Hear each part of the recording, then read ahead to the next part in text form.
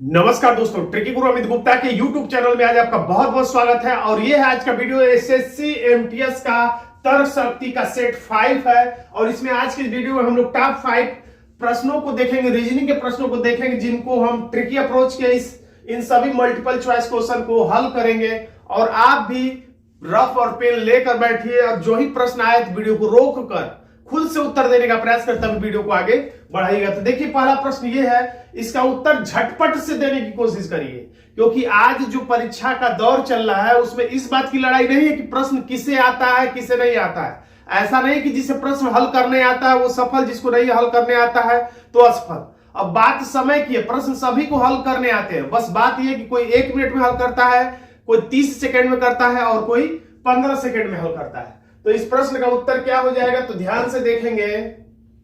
जिनको भी वर्णमाला का क्रमांक याद होगा, विपरीत अक्षर याद होंगे, उन्हें साफ साफ दिख जाएगा कि उत्तर किस पैटर्न पे है। तो यहां पर डोर विंडो यानी विपरीत अक्षर, जीटी रोड विपरीत अक्षर, बीवाई डोर विंडो, इसमें city X-ray window door door window. Fuse सही है लेकिन एस होना चाहिए, हाई स्कूल। कहने का मतलब सारे दो अक्षर जो है आपस में विपरीत अक्षर है। और उम्मीद करता हूं कि विपरीत अक्षरों का मतलब आपको नहीं बताना पड़ेगा। अगला प्रश्न है समरूपता का, एनोलॉजी का।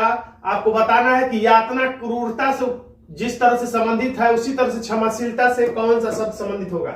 देखिए, समरूपता वाले प्रश्नों में आपको जीके की भी जानकारी चाहिए, हिंदी की भी जानकारी चाहिए। जैसे अगर दे देता है भारत संबंध है दिल्ली, तो अमेरिका संबंध क्या होगा, तो ये जीके का प्रश्न है, भले ही रीजनिंग में आए। उसी तरह से कभी कभी विलोम संबंध दे देता है, कभी कभी पर्यायवाची संबंध दे देता है। जैसे एक तरीके से ये पर्यायवाची शब्द टाइप का है, यानी यातना करने वाले को कह सकते हैं कि क्रूरता कर रहा है।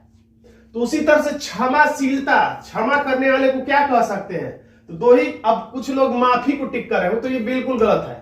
यातना करने वाले को क्रूरता कहा जा रहा है, तो क्षमाशीलता वाले को हम लोग क्या कहेंगे, माफी नहीं कहेंगे, बल्कि आपको दो ही विकल्पों में टिक करना है, या तो उदारता या विनम्रता। तो किसको टिक करेंगे, तो टिक करेंगे उदारता को। कैसे, यातना करने वाला व्यक्ति कैसा होता है, क्रूर होता है। तो क्षमा करने वाले का दिल क्या होता है, उदार होता है।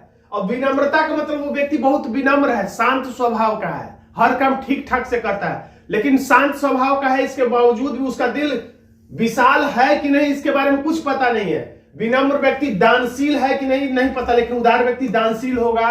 तो ज्यादा डीप में नहीं जानते, कुल मिला के हमारा आंसर हो जाता है विकल्प बी। अब फिर उसी तरह से समरूपता का ही प्रश्न कर सकते हैं।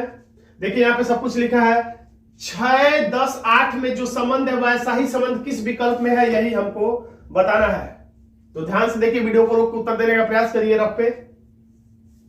तो देखिए, यहां पे प्रक्रिया क्या अपनाई गई है, यहां पे 8 और 6 को जोड़ देंगे तो हो जाएगा 14। तो 14 और 10 में कितने का अंतर है, 4 का। तो ऐसा ही किसमें है, तो ऐसा ही अगर हम लोग जोड़ दें 12, 5 हो जाएगा 17।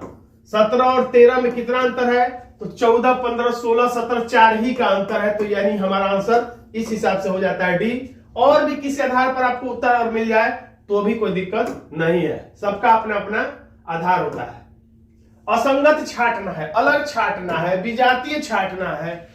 तो अलग छांटने का आधार क्या होता है, वर्ग के आधार पे, घन के आधार पे, अंतर के आधार पे, सम के आधार पे, विषम के आधार पे, अभाज्य के आधार पे, विभाजिता के आधार पे, सैकड़ों आधार है। उनमें से आपको जल्दी से चुनना होता है कि किस आधार पे ये है।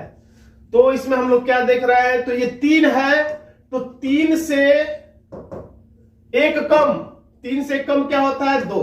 तो 3 दूना के 6। अब ये 7 है, तो 7 से कम, 7 छक 42। 8 है तो 8 से कम 7, 7 बटे 56।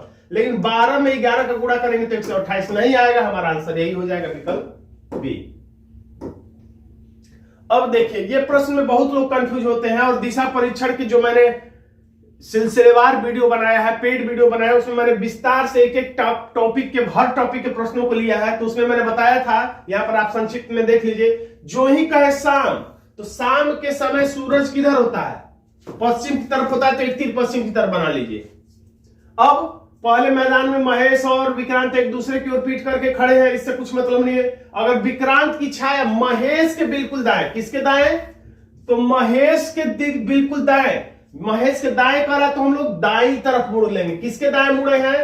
तो महेश के दाएं मुड़े हैं। अगर यही सुबह का समय करता तो हम लोग तीर ऐसे बनाते और दाएं हम लोग किधर मोड़ते? नीचे मोड़ते।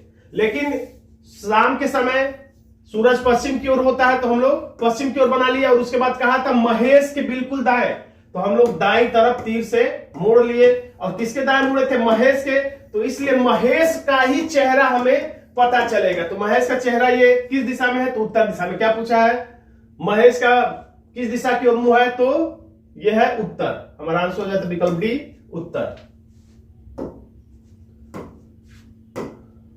तो दोस्तों, अगर आप हमारे पेन फ्री रीजनिंग पेड वाले बैच से जुड़ना चाहते हैं तो इस व्हाट्सएप नंबर पर आप हमसे संपर्क कर सकते हैं। और आज का वीडियो आपको कैसा लगा कमेंट बॉक्स में जरूर लिखिएगा।